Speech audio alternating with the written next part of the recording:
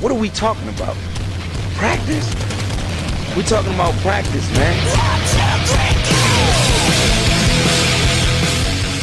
This is UnCleated with Garrett Gibbs, Tyler Mitchell, and Jason Bishop. In my opinion, that sucked. We failed to make our coaching points and our points more compelling than their fat little girlfriends. Oh my God, did he really just say that?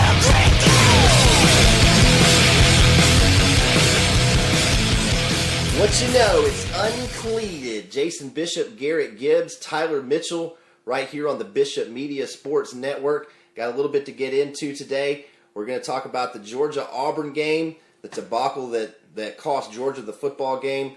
We're going to pose an interesting scenario, and that scenario, we're going to play a game of what if. What if Alabama plays Missouri in the SEC title game and loses? What implications does that have for a national championship game? What should the Jags do with their number one pick if they end up with that come NFL draft time? And we're going to debate about who should have won Rookie of the Year if it was gotten right. And before we do, I want to officially welcome Tyler Mitchell on board as an official person now with Garrett and myself here on UnCleated. You know, it's funny, Garrett, we sat there and had to lobby management to get us to do the show for a couple months. Tyler sits in one show, bam, he's on. Yeah, I don't know. I don't know where he took him to lunch or if he's doing something on the side, but you know, I got a team working on it, so we'll get to the bottom. We'll get it figured out. Well, Tyler, again, welcome aboard. Thanks for having me, guys. Sure. So, wait, hold on. I'm getting something in my earpiece. News flash, breaking news. Okay, breaking news: the Georgia defense is bad. Yeah, I think that's correct. Well, who's in your earpiece? Everyone. Captain Obvious. Guys, just a ridiculous ending to that game. I remember sitting there watching the first three quarters and thinking to myself that, especially the defense, playing with absolutely no pride, no heart, a lot of arm tackles, guys, Auburn running through tackles, and then when we did tackle, we were getting pushed back 2 or 3 yards every time that we made contact with someone in the first three quarters. It was very discouraging to watch. Embarrassing. Embarrassing. Well, I mean, think about it. It you know, Auburn pretty much dominated the game through 3 quarters. And running one play. Right, and I don't know, I don't know exactly what happened because I was not fortunate enough to actually watch the game. But I don't know what happened. But I was sitting there looking on my phone, and it was like, I thought, yeah, this is pretty much in the bag. You know, when they went up 37-17, I thought, yeah, it's over. Because I just didn't feel like Georgia had enough offense to be able to come back in a quarter. And it was like 9 minutes left in the fourth, and next thing you know, they come up, it's 37-24. Then, I mean, a minute later, it's 37-31. I'm like, oh my Lord, what is going on? Did Auburn just go to sleep? Well, they take the lead. Okay, well, they fight and claw their way back. No way that they're supposed to win that game. They fight and claw their way back, and then just a complete heartbreaker at the end. What happened is I think Mark Richt got into the face of his team, especially his defense, and the defense played well in that fourth quarter. They took Auburn 3 and out 3 straight times to give the Georgia offense a chance, and then Aaron Murray, you can knock him all you want about his record against top 10 teams, but let me tell you something: Georgia isn't even where they are this year without Aaron Murray. Right. They likely would have 6 or 7 losses at this point because Aaron Murray has won football games by himself, and he's gotten zero help from the defense. Right. And he did it again. He almost did it again against Auburn. 160 yards in the fourth quarter, 2 touchdowns. I believe he had a rushing touchdown also in the fourth quarter. I mean, that's Aaron Murray being the Aaron Murray that he can be. That last rushing touchdown he had, that was nothing but sheer will. Yeah, he pushed his way from the 1 yard line with a couple guys in his mouthpiece, and it was impressive. I like to see him play like that with nothing to lose, just throw it all on the line and let's go play football. We needed more of that from the defense, honestly. We didn't get it until the fourth quarter. The whole game they were very lackluster, just letting them run all over him. Auburn controlled the whole game until the fourth. It was disheartening. And the last Hail Mary pass, you're talking a 4th and 18. I mean, I think they sacked Nick Marshall twice on that drive, pushed him back. I know on the 3rd and long play, it was like 3rd and 12 or 13. They sacked him, 4th and 18. no timeouts left, 30 seconds left in the ball game. I think there was actually 40 seconds, but anyway, doesn't matter. You stop them here. This is the ball game. It's over with. You take a knee. You sit on it. You silence the crowd and you whip them in front of their home fans. And what happens? One of the craziest plays that's happened in college football in recent memory, much less this year. Reminds you a lot of the Bluegrass Miracle with LSU Kentucky several years ago. I mean, the play almost looked identical. And to me, what it looked like is you were taught from a very young age, if you're a defensive back on Hail Marys, knock the ball down on similar plays like that. It looked like to me that the two defensive backs for Georgia really wanted to intercept the pass and then stand up with the football and say, I just ended this football game, instead of knocking it down. Front page, I want to be on the newspaper, write my name in the headlines. Instead of Georgia Bulldogs, upset Auburn in the fourth, they wanted to say, McClain or whatever his name was, Matthews, I did it. Guess what, guys? We lost the game. This is Pee Wee League football, coaching right here. You have to bat that ball down 9 times out of 9. You have to do that. Well, now if their names are going to be in the headlines, it's going to be in the Capital One Bowl. Right. Yeah, I mean, and they're really going to be fortunate to get there. Now 3 SEC losses, 4 on the year. I think that's the thing that gets overlooked is now Georgia is looking at best case scenario an 8-4 season, and the way Auburn's offense is set up, Georgia is obviously going to have the annual game with Georgia Tech, who runs a very similar type offense that Auburn runs, and Auburn did whatever they wanted to do, and the Georgia Tech game is now, I'm sitting here sweating bullets about it. I don't know if Georgia's defense can handle that. Anytime you're giving up, I mean, this is Todd Grantham. I'm gonna call him out. Calling you out, man. If you listen, I'm calling you out right now. You have no run defense. Auburn puts up 350 yards on the ground against you. That's ridiculous. You should have lost that game by 30. 300 yards on the ground. I think the grand total was over 500 yards of offense. 566. 500 and almost 600 yards of offense. Now you think about that. I think that's 2 games in the same season that the Georgia defense has given over 500 yards total offense. Once to Clemson, now once to Auburn, and a bunch of 400-yard games as well. Okay. And don't forget, go back to last season in the SEC championship game. Thank you. Alabama. 350 on the ground against Georgia. This is something that is just a reoccurring theme over and over and over and over. And look, how many coaches are coming out of Georgia that are getting coaching jobs elsewhere?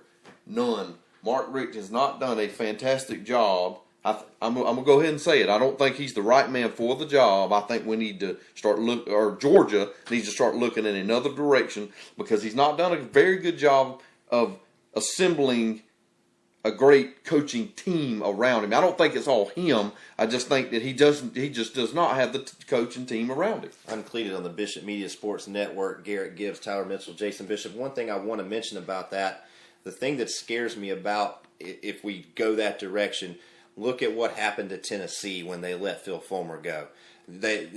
Phil Fulmer consistently was in the running for SEC East championships, and then because he wasn't winning SEC championships consistently, Tennessee made the decision to let him go in another direction, and it's been a disaster ever since they did that. That scares me. Yeah. Yeah, I mean, you have a good thing with Rick. He does win games. He consistently wins games. But just like the Braves and Bobby Cox, he consistently loses big games. And it, to me, just, same thing. Just seems like a mental mistakes that cost us big, Even when we fought our way back in the game, and just like in the SEC championship game, mental mistakes cost us winning championships. And is that the coach's fault or the player's fault? I'd like to lean to the coaches. Let me pose a question. We have discussed before on this show of what our opinion was of Todd Grantham, and that we felt that the defense was mainly the problem, therefore pointing to Todd Grantham. With this season going the way it's gone, season's end, is Todd Grantham gone? I think he is. If Mark Richt wants to stay, I believe he's got to go. Yeah, I can agree with you there. I think it'd be a fair assumption to say let's get him out with the old in with the new. But that said, I don't have an answer for it. I don't know who we do replace him with. I don't think it really. I mean, obviously it matters. You got to bring in somebody better. I'll agree with that. But yeah, Garrett, you made a really good point. If Mark Richt stays, he's got to go. I think if Mark Richt at the end of the year stands up to his superiors and says Grantham's done a really good job, well then Mark Richt, you have to go as well. Right, because I think really the losses this whole season, you can put, even with all the injuries that they've had, I believe you can put all the losses solely on the defense's shoulders this season. Well, with that, we're up against a hard break. We got to get out. UnCleated on the Bishop Media Sports Network. 104.1 The Wave presents the Southern Sports Edition Minute with Jason Bishop, the authority on Southern sports. This Southern Sports Edition Minute is brought to you by Island Automotive. The high school football playoffs went into full action Friday night. The best game in the first round of the GHSA playoffs saw Glenn fall short to Harris County 24-21, thus ending the Terrors' 2013 campaign. However, Frederica began its GISA state title defense with a 45-14 dismantling of DEA. The Knights will either take on Fullington or Curtis Baptist in the second round. Both would be rematches of games that Frederica lost in the regular season. This has been your Southern Sports Edition Minute, a product of the Bishop Media Sports Network, brought to you by Island Automotive. Pick up your copy of SSE all over the Golden Isles. The Southern Sports Edition Minute with Jason Bishop, exclusively on 104.1 The Wave.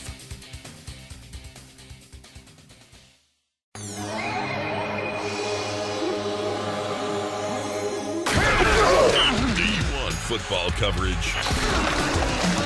I mean real football coverage.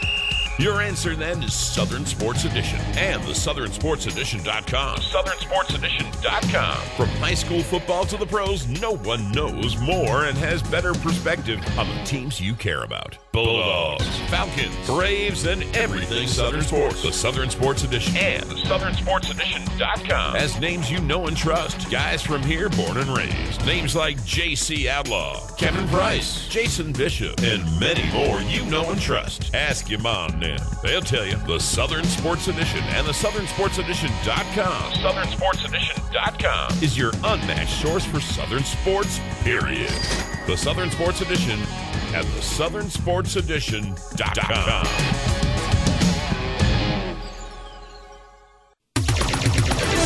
With the Southern Sports Edition Minute, brought to you by Robbie Robertson Ford, I'm Brian Blunt. In high school football, round one of GHSA state playoff action Friday night, Ware County beat Bainbridge 49-7 behind 3 Dedrick Mills touchdowns.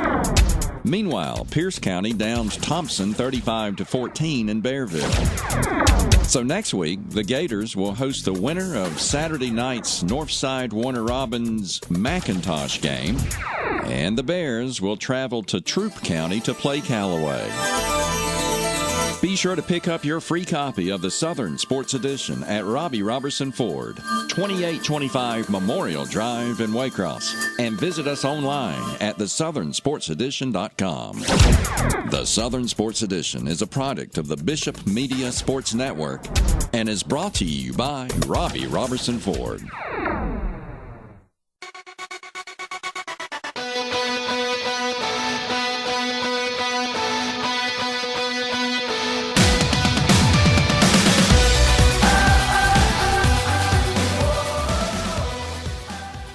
UnCleated, Garrett Gibbs, Tyler Mitchell, Jason Bishop on the Bishop Media Sports Network. We're going to play a little game of What If. This is one of my little favorite games. I like to play this in every scenario pretty much in life. I was more of a hide-and-seek fan, but okay. All right. So here's a scenario for you. We all know pretty much what the national title picture is.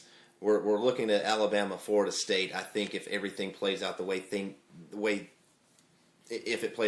people think it's going to play out. Well, let me pose a scenario. What happens if Alabama wins out and gets to the SEC championship game? Up to that point, Missouri does the same thing. They went out to the SEC championship game, and then Alabama undefeated, Missouri with 1 loss, and Missouri upsets Alabama in the SEC championship game. What implications does that have for the national championship picture? My gosh. Well, if you still got an Ohio State winning out and a Florida State winning out, I think 2 undefeated at the end of the season. I mean, correct me if I'm wrong. Now, you still have a Baylor out there, and maybe a Fresno State, which is creeping up the rankings now. But you'd probably have them in the championship game. Florida State, Ohio State. So that's what you think? I would think that would be what would happen. So you think that Ohio State would get in over, say, an undefeated Baylor? Because I would think Baylor's resume would be a little more impressive than Ohio State's resume. I do too, but it's Ohio State. Yeah, I hear everything you're saying. I think even with one loss, Alabama's going to be fighting for the national championship. Do you? I think it'd be a fair argument. They've been the best team for quite some time now. I'd hate for one loss just because it's at the end of the season instead of the beginning of the season to take them out of the running. That said, Ohio State and FSU for me is a sure thing. If they win every game, I don't see how you could argue they shouldn't be, fighting for the national championship. Ohio State, good team. They've beaten a couple good teams, but I'm a little biased for the SEC. I'm thinking Alabama, FSU still.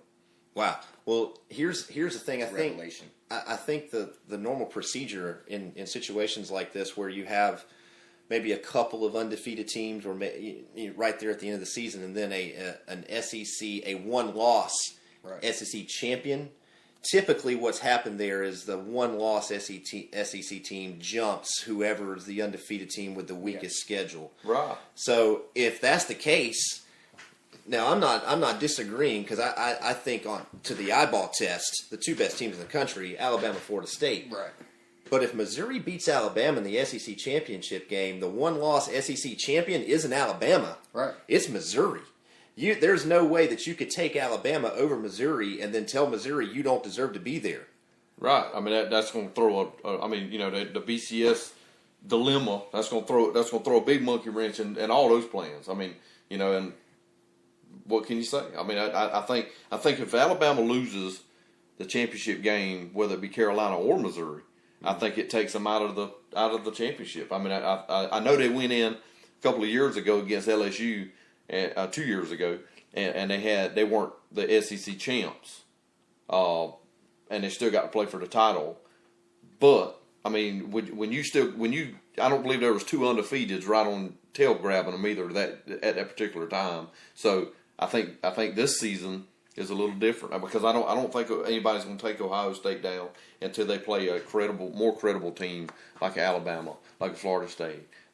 You mean Wisconsin and Northwestern aren't a real credible team? No, no, not as far as quality wins when you start talking about who deserves to be in a national championship game.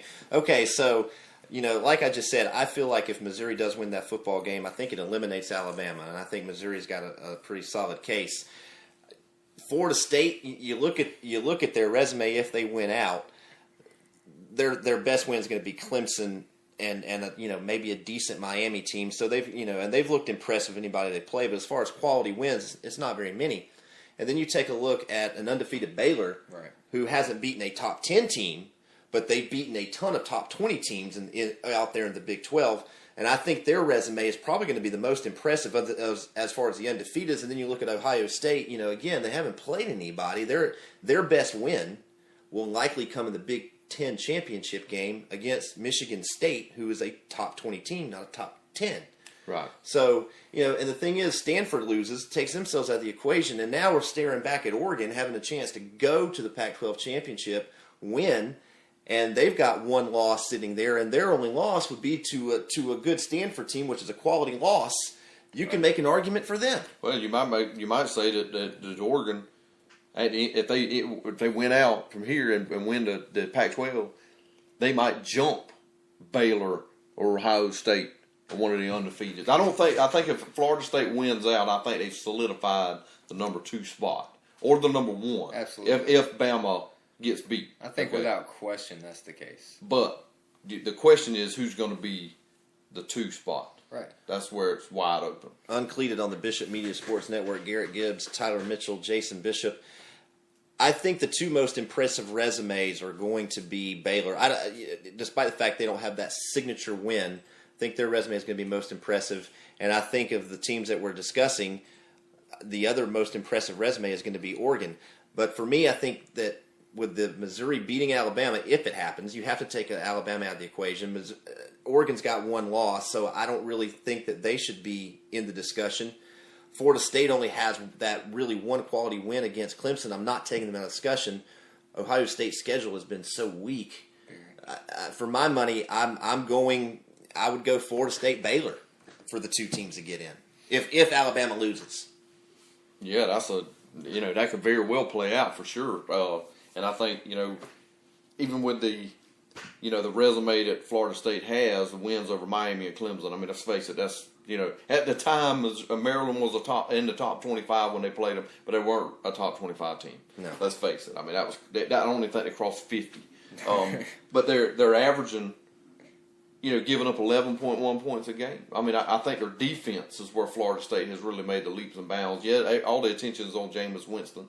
And don't forget, with the outstanding, charges that may or may not, get filed with Jameis Winston. Right. I mean, you're looking at possibly that'd be a big blow to Florida State. I still think they win out their schedule, but it's still, I mean, they're it's going to make them a lot less potent on offense. Yeah, and I really think that if Missouri if they both get there, and Missouri upsets Alabama in the SEC championship game, I think it would be a tough case to make to Missouri. They don't deserve to be there with a win over, a Georgia team, and then the win over Alabama.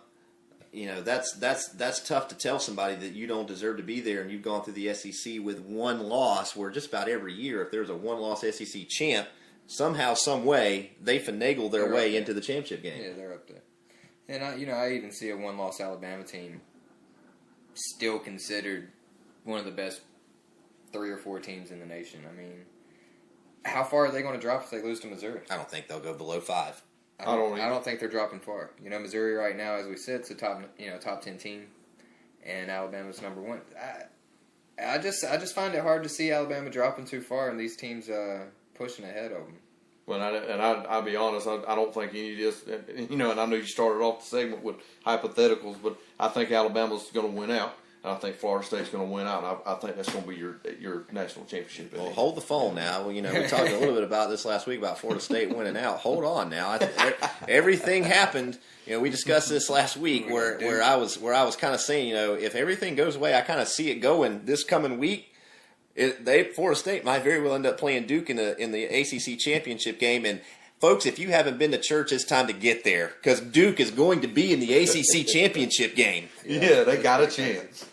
A slim one. No, Miami went down. Virginia Tech went down. Duke. A slim one at winning the game. Oh, I see. I was going to say. They're going to be there. Yeah, Duke's going to be there. They now hold a 2-game advantage over everybody else in their division. Because they blew Miami off the field Saturday. I believe as long as FSU puts 11 people on the field at one time, Duke might as well not come out and play. I hope Duke wins that game. How would that be? Then we wouldn't be Duke talking about Alabama for the championship. I know that's way stretched out there, but man, what would that be? And that's another one. That's another hypothetical. If Duke takes down Florida State in the ACC championship, which is a slim chance, but there's always a chance. Yeah, what happens? Yeah, well, I think Duke just gets into a regular BCS game, but I don't see him going to play for national championship. When we got to get out, hard break, UnCleated, the Bishop Media Sports Network. With the Southern Sports Edition Minute, brought to you by Robbie Robertson Ford, I'm Brian Blunt. In high school football, round 1 of GHSA state playoff action Friday night, Ware County beat Bainbridge 49-7 behind 3 Dedrick Mills touchdowns. Meanwhile, Pierce County downs Thompson 35-14 in Bearville. So next week, the Gators will host the winner of Saturday night's Northside Warner Robins McIntosh game, and the Bears will travel to Troup County to play Callaway. Be sure to pick up your free copy of the Southern Sports Edition at Robbie Robertson Ford, 2825 Memorial Drive in Waycross, and visit us online at thesouthernsportsedition.com. The Southern Sports Edition is a product of the Bishop Media Sports Network and is brought to you by Robbie Robertson Ford.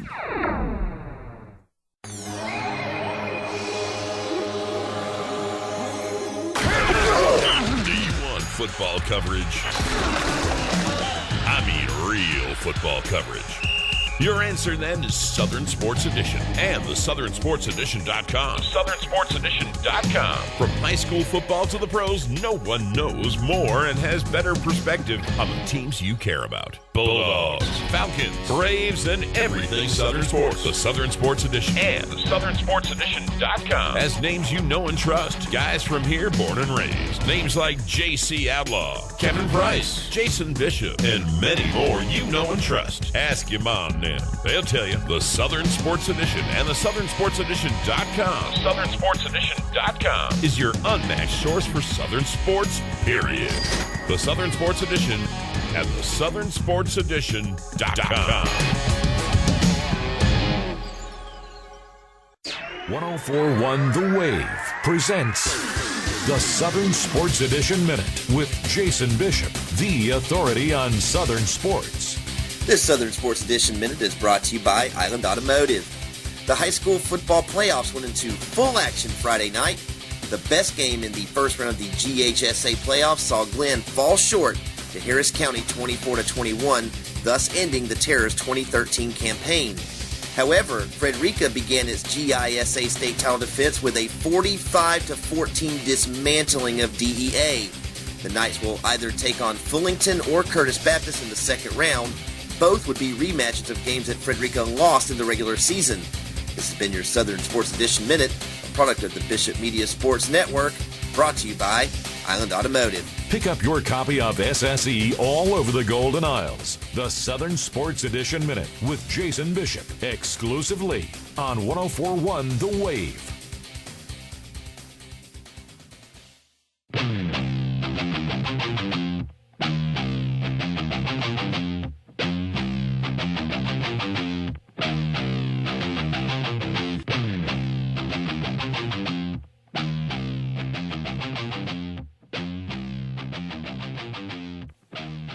Back, UnCleated, the Bishop Media Sports Network. Garrett Gibbs, Tyler Mitchell, Jason Bishop. We have all watched the Jacksonville Jaguars have what we would consider, or where most of us would consider, a semi-good year. I think that's an understatement. A semi-decent year for the Jags. That's a big understatement. Yeah. So the Jags, they did get their first win, so they have an opportunity now to get the number one draft pick come draft time. Them and the Bucs both have one loss. So if the Jaguars one loss. Yeah. Wake up, Jason, wake up.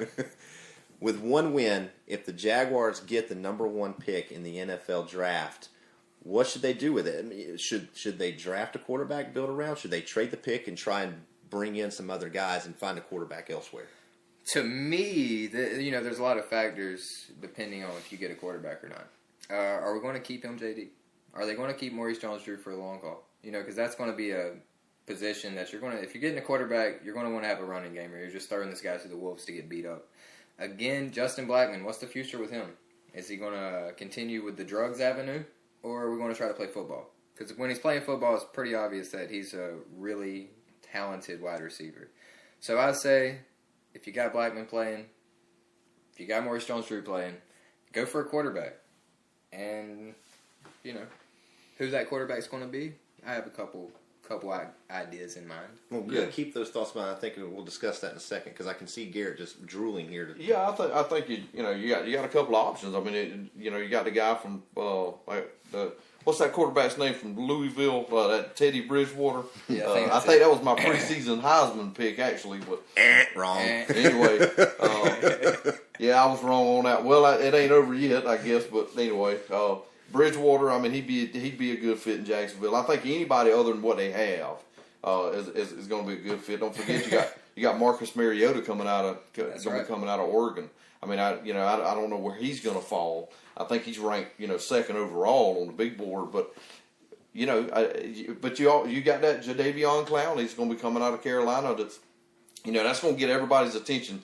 I think Jacksonville needs to stay away from the defense right now, because they got to start and get, and build around the quarterback, because they have been just terrible at the quarterback position. They got to find a guy that they can build a team around, not try to, go with what they got, because what they got is not working. To me, it sounds like, and I might be hearing you wrong, but you were talking about drafting a quarterback. Are you trying to tell us that Blaine Gabbert's not the answer in Jacksonville?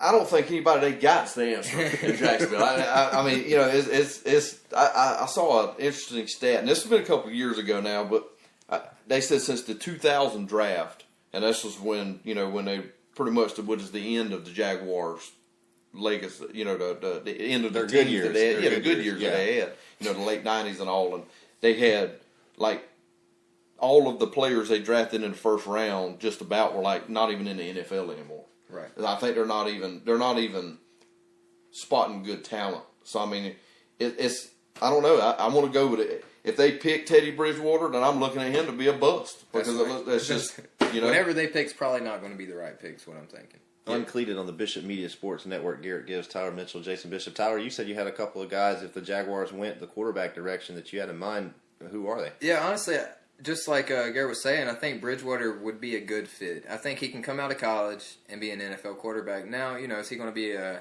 Andrew Luck of the draft? No, I don't think so. But is he a good starting point? Yeah, I think he is. He seems like a pretty intelligent quarterback. He's gotten better progressively over his college career. He makes good decisions in the pocket. He's a pocket passer. If we can protect him, have a running game, and have somebody to throw the ball to, I see Teddy being a pretty good route to go. I mean, so you think Bridgewater, if the Jaguars get that first pick and they go quarterback, Bridgewater? I'm thinking Bridgewater. I would say either Bridgewater or Mariota. I believe would be a good pick. I mean, I'm leaning more toward Mariota for this simple fact: the Jaguars are bad. They don't protect. Their offensive line is bad, with the exception of Jokel. If you draft a Teddy Bridgewater to sit in the pocket, he's going to get killed. Yeah.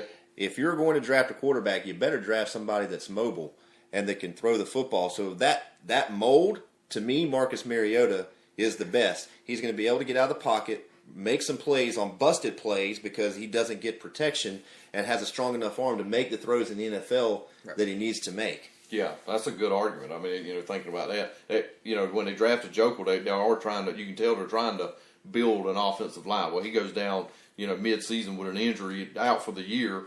And if you have Bridgewater back there, I mean, let's face it. I mean, he's not Brett Favre. He ain't made a, cast iron like that guy. So, he would better take. Nobody can take the beatings like Brett Favre did. I agree. He's 6'3", 200 pounds. He's played big games, or big games to Louisville. This year was a hurt, broken wrist, or fractured, or whatever it might have been. And he comes out and plays and wins the game. I mean, the guy's a gamer. He comes out, he'll play hurt. He's not a prima donna. He's not going to sit. You need a guy that's going to be out there to play. And to me, it's he's been tested. Over his college career. I think he's got the thick enough skin to get out there. See, I don't agree with you that he's been tested because the toughest teams that he plays year in year out is Southwest Missouri State Culinary College. They're not very good. The quality of opponents that he plays aren't very good. They don't really put the pressure on him or deliver the physical contact to him that he's going to see in the NFL. Right. So him being a stationary quarterback in that system on that team, as bad as they're going to be, if you're going to draft a quarterback, I just think, you said it earlier about all the bad picks they've made. That would be another one. Because I think he would get hurt. I really do. I really think he would get hurt. Now, let me pose this question really quick to you. Do we have any takers? Any takers on the Jags drafting Johnny Manziel #1? Well, I mean, is he even eligible to come out this year being a sophomore? Yes, he is. He redshirted his first year. Okay. Ready to come out and sign some autographs. Let's do it.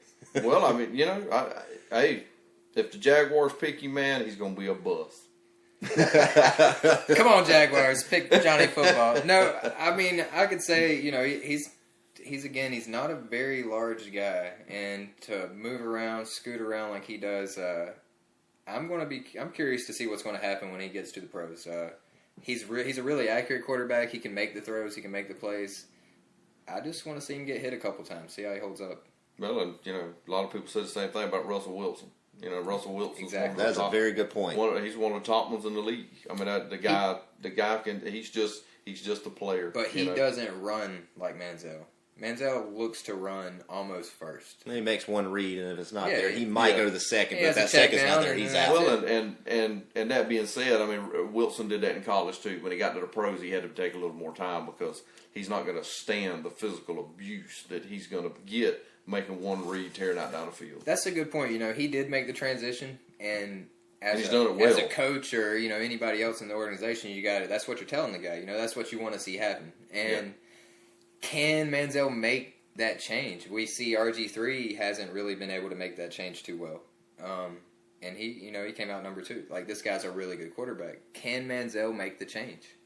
One thing that I would be curious about as far as Manziel goes on the NFL level, so much of a quarterback's success in the NFL is the ability to read and see defenses. Right. Yeah. And I don't feel that Manziel is to that point where he completely understands when he looks at a defense what they're trying to do to him, and he hasn't had to because he's so gifted.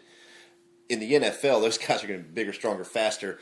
Those video game, you'll probably still see a few of them, but not nearly as many as you do now. Well, and to end my point with the Jags in the draft, I think anything they need to go at quarterback, in my opinion, they need to go start at quarterback.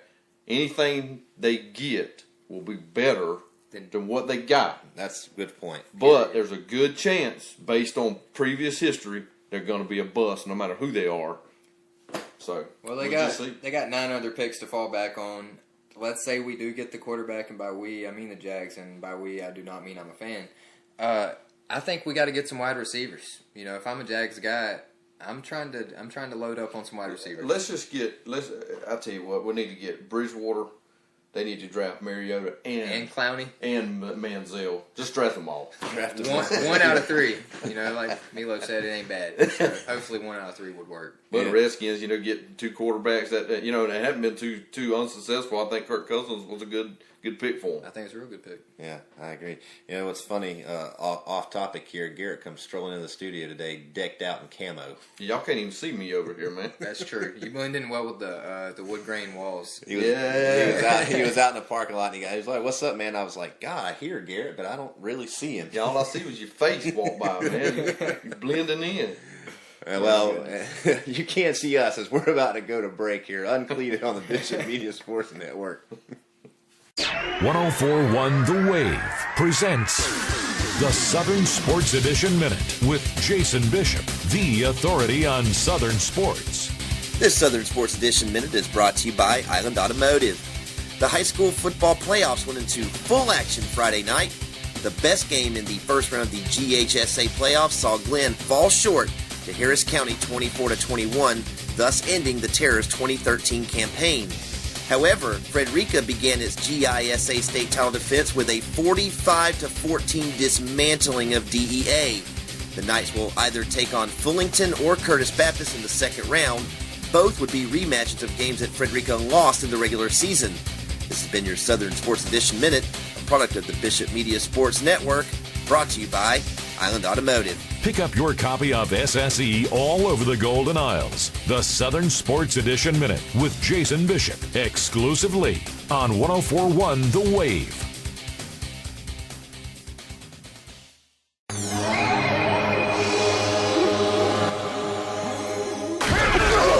D1 football coverage. I mean real football coverage. Your answer then is Southern Sports Edition and the SouthernSportsEdition.com. SouthernSportsEdition.com. From high school football to the pros, no one knows more and has better perspective on the teams you care about. Bulldogs, Falcons, Braves, and everything Southern Sports. The Southern Sports Edition and the SouthernSportsEdition.com has names you know and trust. Guys from here, born and raised. Names like J.C. Outlaw, Kevin Price, Jason Bishop, and many more you know and trust. Ask your mom now. They'll tell you. The Southern Sports Edition and the SouthernSportsEdition.com. SouthernSportsEdition.com is your unmatched source for Southern sports, period. The Southern Sports Edition and the SouthernSportsEdition.com.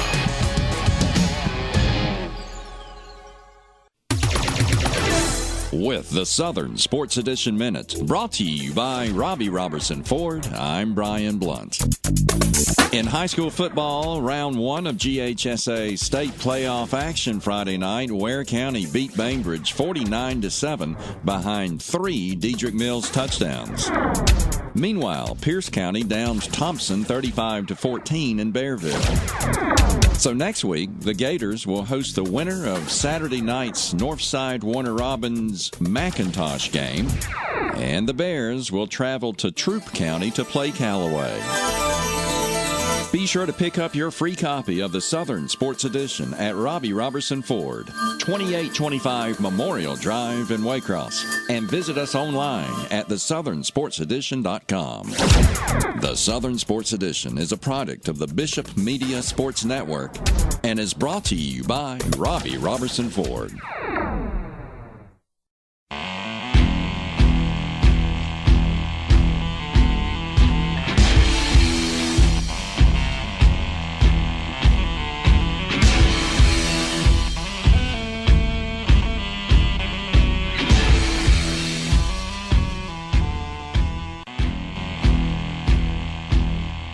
And back, UnCleated on the Bishop Media Sports Network. Garrett Gibbs, Tyler Mitchell, Jason Bishop. Rookie of the Year voting got in, and the guy that we all thought was going to win, I think most folks, Yasiel Puig, guess what? He's going home without any hardware. Speak for yourself. Jose Fernandez, pitcher for the Marlins, takes home Rookie of the Year. Tyler, I hear you talking junk. You really think Fernandez should have won it over Puig? Yeah, I do.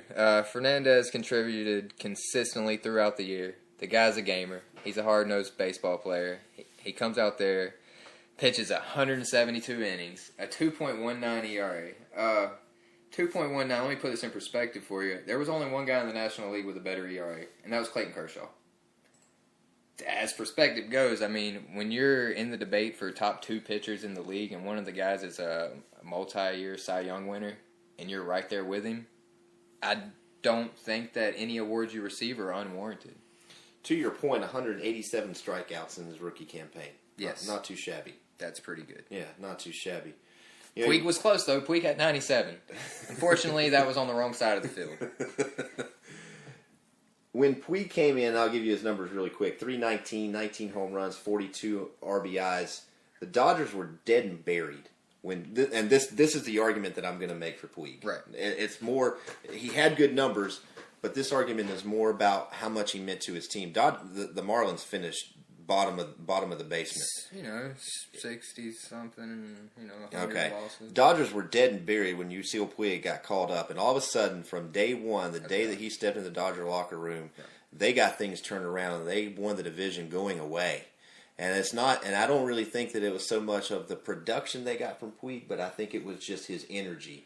And I think there's a lot to be said for that, and that's an intangible thing, but I think it's something that should have been considered upon the voting. Right, now let's say Fernandez was on a better team. I mean, unfortunately for him, he's on the worst team in the majors. So, just like our MVP debates we've had over the past week or two, is it going to be his fault that he's on a horrible team? I mean, all he can do is go out there and pitch his game, which obviously he did. Now, Yasiel was on a contender with a multi-$100 million budget with, to me, a coach that was going to get thrown under the bus pretty quick in Don Mattingly, which I think is a good coach.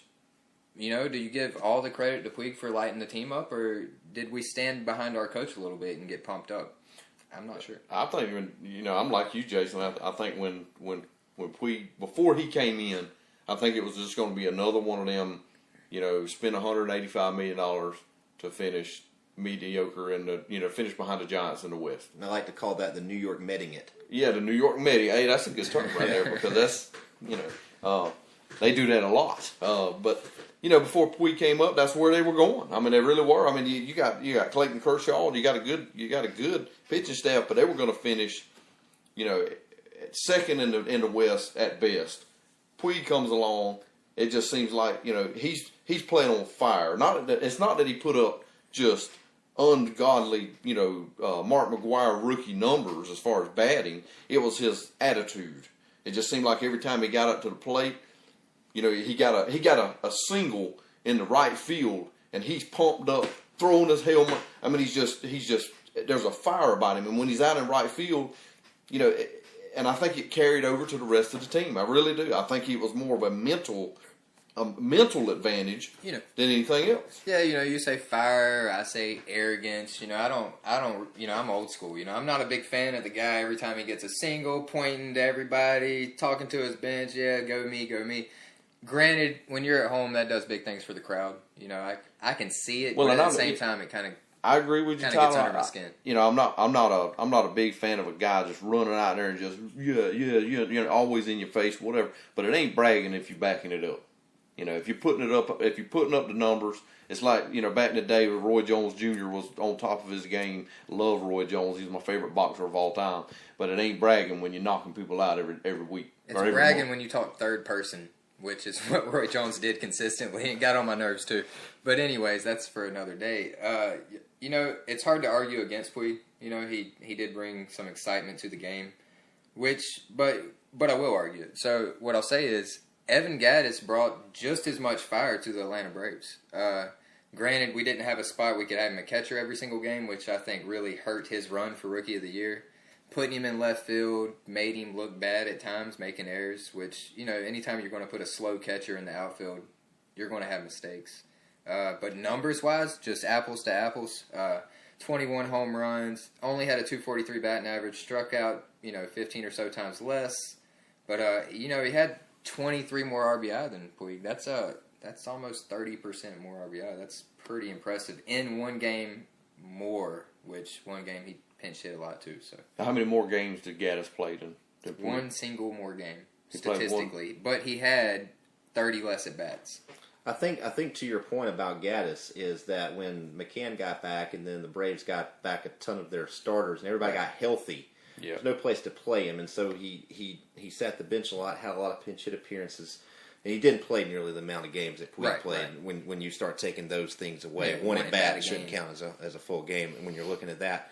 So I think that if that was the case, that we would be talking about Evan Gaddis winning Rookie of the Year if he'd been given some more playing time because of what he had done.